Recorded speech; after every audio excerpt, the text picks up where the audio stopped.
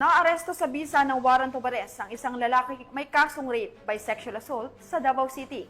Patrolwoman Shaira Rose Aquino sa report.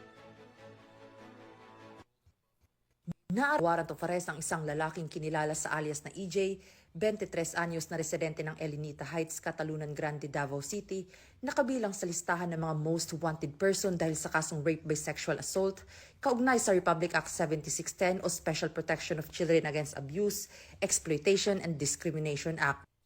Ang nasabing pag-aresto ay isinagawa noong Hulyo 28 sa Capitol Compound, Barangay Mankilam, Tagum City sa pangunguna ng tracker team ng Tagum City Police Station katuwang ang iba pang lokal na tanggapan ng pulisya.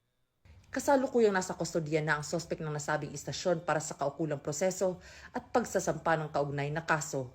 Ang matagumpay na operasyon na ito ay patunay ng patuloy na dedikasyon at masusing pagtutulungan ng mga unit ng kapulisan sa paghahatid ng hustisya, lalo na sa mga kasong may kinalaman sa karahasan laban sa mga kabataan.